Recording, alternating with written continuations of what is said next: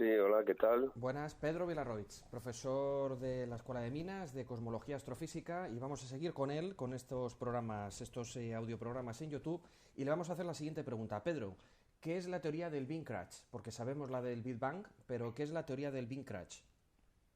Pues para ver la teoría esta, tenemos que ver primero lo que son los modelos de universo, porque Sí, dentro de un modelo de estos de universo es donde está contenida la teoría del el Big Crunch. sí, Eh, Existen tres modelos que son teóricos sí. y a ciencia cierta, curiosamente a estas alturas todavía no sabemos exactamente cuál de estos tres modelos de universo son, cuál es el real.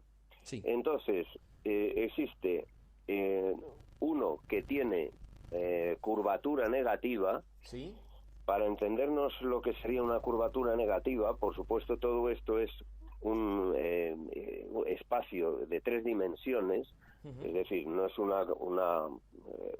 plano, una hoja de papel, no, sí, hay que entenderlo. Por ejemplo, si nosotros decimos que ujú, tenemos una esfera, pues es un objeto tridimensional, sí, redondo, todos conocemos lo que es una esfera, una pelota, sí, sí, claro. pero una hiperesfera sería algo parecido a esto, pero en cuatro dimensiones. Ujú, Entonces, todo lo que yo voy a decir hay que hacer como esa extrapolación a una dimensión más. Es decir, el universo tiene tres dimensiones espaciales, tiene la cuarta dimensión temporal, sí, pero estas tres dimensiones espaciales se curvan en una cuarta dimensión también espacial. sí, Entonces, el primer objeto que forma parte de la teoría esta o de los tres modelos de universo sí, es el universo curvado ujú, negativamente.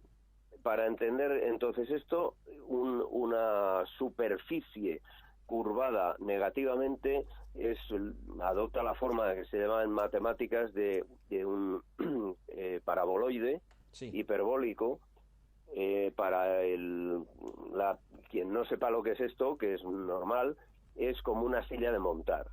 sí, Es como ujú. tiene dos La forma, curvaturas en sí, un la forma, sentido, sí. en la Ujú, forma es de una ujú. silla de montar, de un collado también de montaña. Eso sería también un paraboloide hiperbólico de este tipo. Bueno, pues eso Paraboloide, sí. Ujú. en pensando en cuatro dimensiones, o sea, un espacio de tres dimensiones curvado en una cuarta dimensión, esa forma sería una de las formas posibles del universo. Es, Sí, por tanto, curvado negativamente.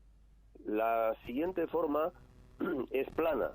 sí. Eso es muy fácil de entender, porque Ujú. es un universo en donde ni el tiempo ni el espacio estaría curvado, sería Sí. plano. Ujú.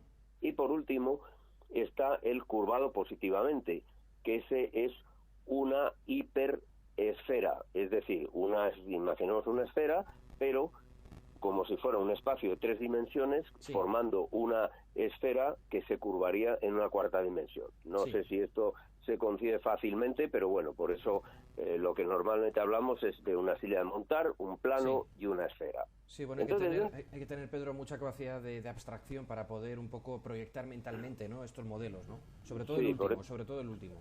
por Claro. eso yo simplemente pongo esas tres figuras geométricas y digo, bueno, Sí, pues esto es lo mismo, pero con una dimensión más. Pero sí. ya está, Ujú. y trabajamos con lo que sería una esfera, un plano y una silla de montar. Ujú. Entonces, la cuestión es la siguiente, que es que depende de la masa que haya dentro de ese universo, Sí, sería un espacio curvado negativamente plano o positivo. sí. Es curioso que un universo vacío, desde que Ujú. no tuviera nada de masa, Sí, sería el modelo de universo curvado negativamente. Empezamos a meter masa y esa silla de montar se empieza a aplanar hasta que de repente se transformaría en un plano. sí, Seguimos añadiendo masa y de repente se curva positivamente hasta formar esa esfera, ¿no? Esa sí. hiperesfera Ujú. realmente. Bueno, por tanto, los tres modelos dependen de la cantidad de masa o, en su defecto, de energía, Sí. porque sabemos por la teoría especial de la relatividad de Einstein, que masa y energía son equivalentes. Por tanto, hablamos de energía contenida dentro del universo. Cuando existe una energía, una gran cantidad de energía, materia, metida dentro del universo, que sería también la materia oscura de la que hablamos el otro día, también es válido para este modelo, entonces estaremos en el modelo esférico. El modelo, ahora, aparte de estas formas geométricas, tienen una evolución en el tiempo, estos tres modelos. Entonces, el modelo curvado negativamente es desde el momento en que surge el universo, empieza a expandirse y lo hace indefinidamente. Y cuando hubiera pasado un tiempo infinito, esto es una elucubración matemática, porque esto en la práctica física pues es un poco tonto decirlo, pero bueno, es que el modelo matemático es así. En el infinito, cuando hubiera pasado infinito tiempo, el universo seguiría expandiéndose. Entonces, el modelo plano es muy parecido, es decir, surge el universo pues como un espacio plano y se expande también indefinidamente, pero bueno, matemáticamente hablando, en el infinito, cuando hubiera pasado un tiempo infinito, el universo se pararía en ese momento. Claro, o sea, alguien dirá, pero es que eso es imposible, no se puede parar el universo en un tiempo infinito, vamos, que no podemos medir un tiempo infinito, totalmente de acuerdo, es simplemente una proyección matemática de cómo funciona. Pero luego el interesante es el que sería esférico, el curvado positivamente, porque este modelo es el que tiene el Big Crunch dentro de la teoría. ¿Por qué? Porque este universo no se expande indefinidamente, sino que llega un momento en el que el universo pararía su expansión y de repente iniciaría una compresión. Y entonces, claro, ¿qué ocurriría? Pues que seguiría comprimiendo hasta llegar a un punto que sería el Big Crunch. Pero ocurre que una vez, digo, bueno, ¿y qué pasa después del Big Crunch? Digo, pues después del Big Crunch viene otra vez, se produce otro nuevo Big Bang.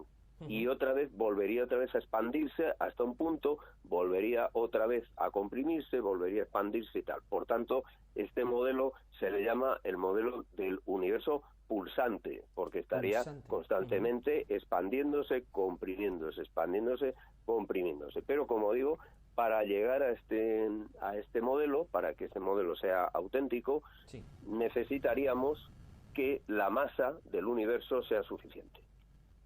Comprendo. ¿Qué sentido tiene, Pedro? Dos preguntas. Primero, ¿qué sentido tiene, digamos, ese ciclo de expansión-comprensión? O sea, comprensión hacia adentro, es decir, me expando, luego vuelvo otra vez al átomo primigenio, continuamente. O sea, ese ciclo, desde el punto de vista de la física, ¿qué sentido tiene? O sea, ¿qué intencionalidad puede tener eso? ¿Qué lógica tiene? O habría que hablar ya desde un punto de vista de lo divino o de un creador, pero físicamente, ¿hay algún modelo que funcione de esta manera? Es decir, expansión, contracción, porque conviene mantener ese ciclo por alguna razón. Bueno, eso ya pertenece a elucubraciones filosóficas, vamos a decir, imagino, que no corresponden a la física. La física simplemente se limita a dar unos modelos y a decir lo que pasaría. Es decir, que si eso tiene algún sentido, el que una cosa se expanda, se comprima, se expanda, se comprima, pues la física ahí no opina, no opina sobre eso, porque, como digo, además, primero habría que ver que el universo realmente correspondiera a ese modelo, porque hay más, por ejemplo, la teoría de la inflación se inclina más hacia el modelo plano, ese es el que tiene como más posibilidades ahora mismo, el universo plano. Pero, como digo, aquí la física no se mete en eso. Bien, y luego, en el momento que se produce, Pedro, ese proceso, digamos, de contracción, ¿parámetros como el tiempo van hacia atrás o siguen yendo hacia adelante, aunque se va, digamos, comprimiendo, o se va deconstruyendo aquello que se había construido temporalmente antes? ¿Cómo funciona? Esto es bastante complicado de entender porque tendremos que meternos en un tema que también es la entropía. La entropía, sí, el nivel de desorden que hay en un sistema, ¿no? El nivel de desorden que además, pues según el segundo principio de la termodinámica dice que la entropía tiene que crecer constantemente. Entonces también se le ha asignado, o sea, identificado el crecimiento de la entropía con la flecha del tiempo. Es decir, que dice, ¿por qué nosotros siempre vamos hacia adelante en el tiempo? ¿Por qué vamos hacia el mañana? Y no puedo decir, bueno, y ahora yo quiero retroceder a ayer, a ver qué pasó ayer, y no puedes, no se puede. Bueno, pues de las razones que da la física es que para regresar otra vez al ayer tendríamos que ir a entropía decreciente. Entonces, como eso no es posible, la flecha del tiempo siempre apunta hacia el futuro. Pero claro, resulta que en la teoría esta del momento de la compresión, dices, bueno, vamos a suponer que hubiera una especie inteligente que viva en un planeta que puede ser aquí mismo en la Tierra dentro de muchos miles de millones de años y tal, y que vivan en un universo en contracción. Bueno, ¿cómo lo verían ellos? Bueno, pues una de las cosas que dice la física de cómo lo verían es que ellos seguirían viendo el universo en expansión. Es decir, no verían que ellos estuvieran comprimiendo. Lo que para nosotros sería ese Big Crunch, para ellos es el Big Bang, que es una expansión positiva. Entonces, lo que pasa es que desde nuestro punto de vista les vemos a ellos en un universo comprimiéndose, a entropía decreciente. Pero ellos se ven a sí mismos como un universo que iría con la flecha del tiempo al revés que la nuestra, desde un Big Bang suyo, que para nosotros es un Big Crunch, y irían exactamente igual a entropía creciente. Es decir, que nos veríamos al revés. Si viéramos una película de esta gente, veríamos que la película está al revés, ¿no? Pero ellos la verían al derecho. Ya, comprendo. Y vamos a ver, Pedro, ahora si podemos hablar de tipos de partículas subatómicas, porque si no estoy mal informado, están las demostradas y luego están las hipotéticas o teóricas, ¿no?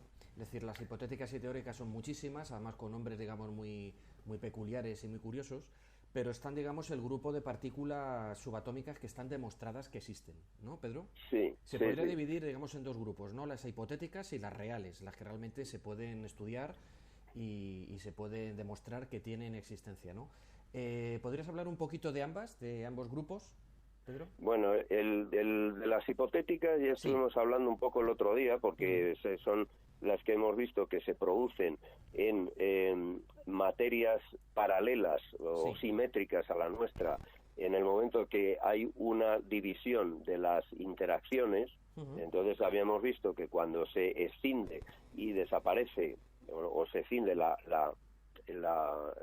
interacción gravitatoria, en ese momento hay unas partículas que quedaban separadas de nosotros, solamente pueden interaccionar de manera gravitatoria a través de la gravedad con nosotros, pero no tienen electricidad ni tienen la suya, ¿no? Entonces esas partículas, ya hablamos de ellas, eso pertenece a un terreno pues bastante especulativo desde el punto de vista físico y poco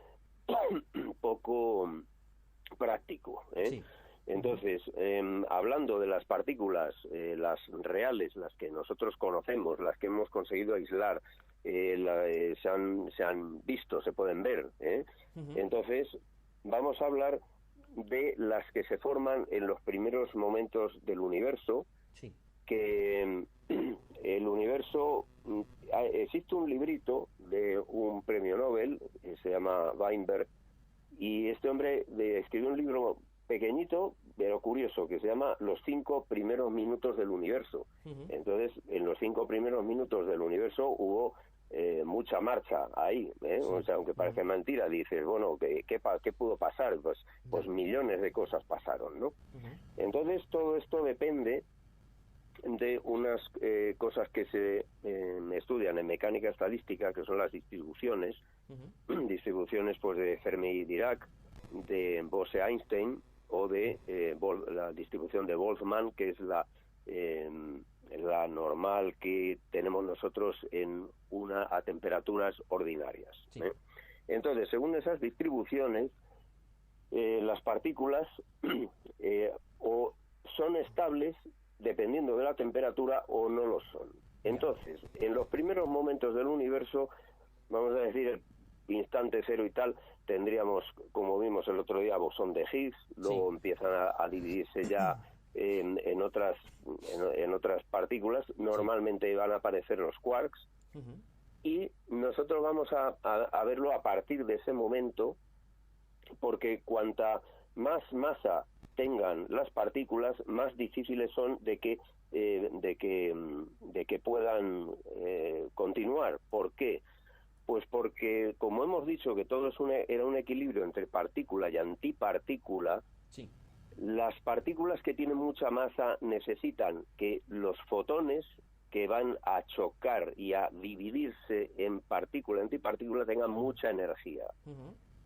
Para generar un protón y un antiprotón se necesita mucha más energía que para generar un electrón y un antielectrón, un positrón.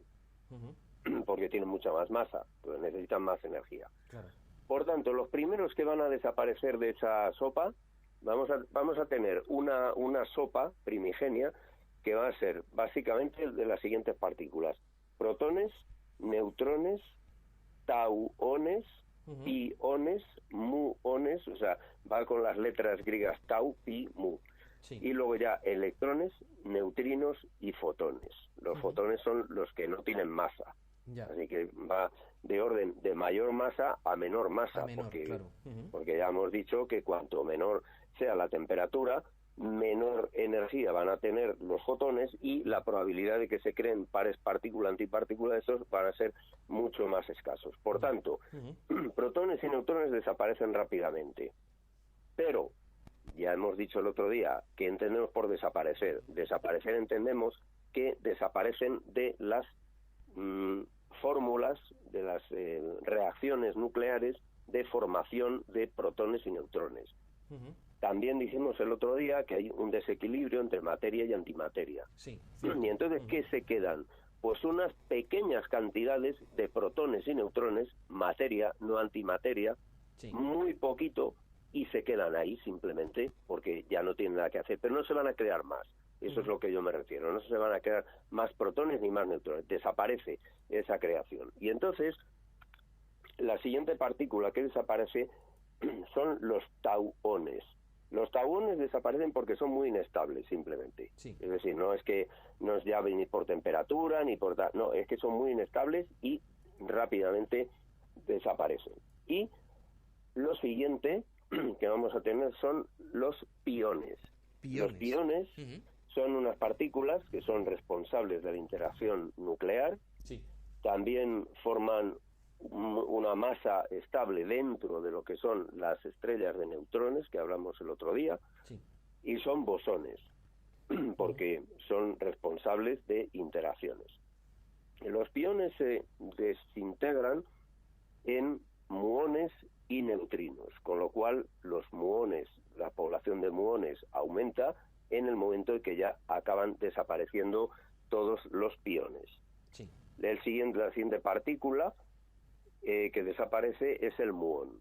El muón es también una partícula, es un mesón, o sea, está entre medias de las partículas pesadas y las partículas ligeras. Y se descomponen en electrones y neutrinos.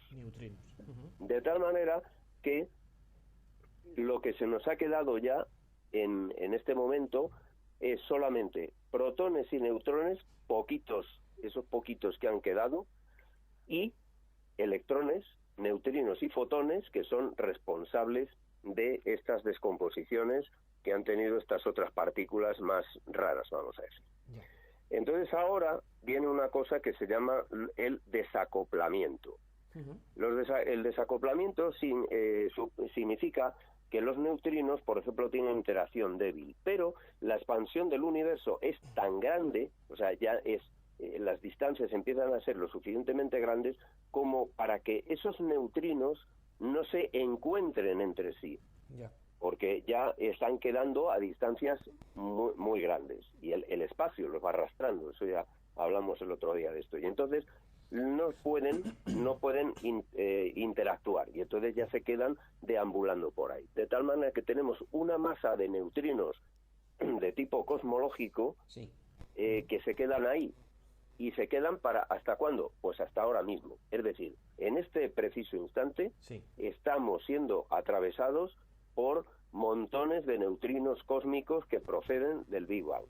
Lo que pasa es que como no ejercen acción con la materia, normalmente tiene una acción muy, muy extremadamente débil, no los detectamos, pero nos están atravesando a montones, cantidades enormes de neutrinos nos están atravesando. Es decir, Pedro, la Tierra, nuestro cuerpo, todo, ¿no? Todo. O sea, en la habitación, allá donde estemos, está todo lleno de estos neutrinos. Lo que sucede es que, como digo, tienen muy poca interacción con la materia ordinaria y, por tanto, pues están vagando, vamos a decir, ¿no? Bien, luego viene un punto muy importante, que es el momento en el cual los electrones que han quedado son captados por los protones que tenemos, ¿no? Entonces, en el momento en que un electrón es captado por un protón, ¿qué estamos obteniendo? Pues un átomo de hidrógeno. Empezamos a obtener los primeros átomos de hidrógeno.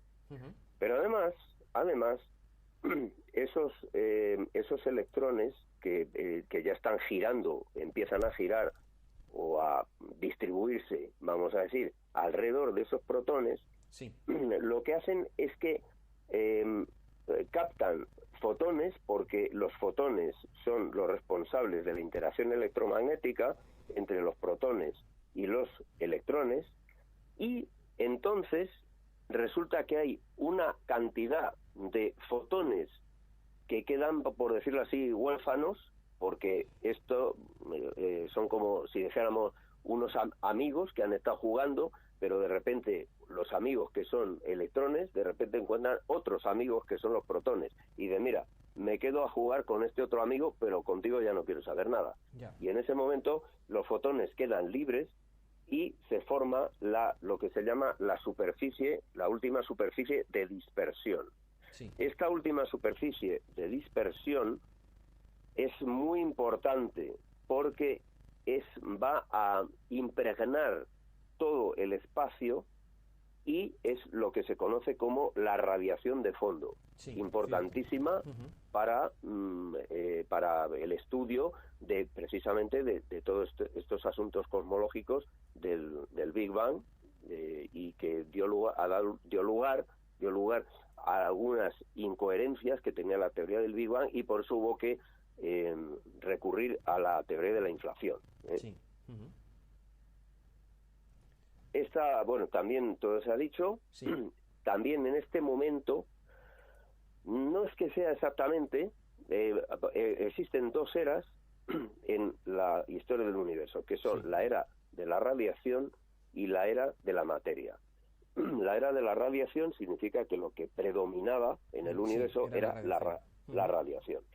Y en un momento determinado, por culpa de la expansión, esto es por razones de física cuántica, la radiación disminuye más rápidamente su intensidad que la materia. La materia disminuye con relación a inversamente el cubo de la distancia, o sea que es el volumen, pero la radiación lo hace a la cuarta potencia, es decir, disminuye más rápidamente. Y llega un momento en que la radiación deja de predominar y empieza a predominar la materia. Ese momento es el que se llama el punto de inicio de la era de la materia, y se hace coincidir precisamente con este momento de la dispersión de los fotones. Con lo cual, en la era de la materia se inicia precisamente con esa la suelta de de esta radiación que va a acompañar ya al universo ya hasta el final. Pues muy bien, Pedro, una exposición muy brillante, como siempre, y muy interesante. A ver, una materia compleja, pero bueno, queremos acercar a la gente en general la cosmología, la astrofísica, dentro de lo posible. Y nada, te agradecemos mucho pues todos tus conocimientos, tu aportación, tus explicaciones. Y nada más. Muchísimas gracias, Pedro. Pedro Vilarroich, es profesor en la Escuela de Minas de Madrid, de Astrofísica y Cosmología. Y nada, Pedro, muchas gracias por tu aportación y por tus explicaciones. Pues nada, ha sido un placer, gracias a ti. Un abrazo grande, amigo. Adiós, Pedro. Venga, hasta luego. Adiós, adiós.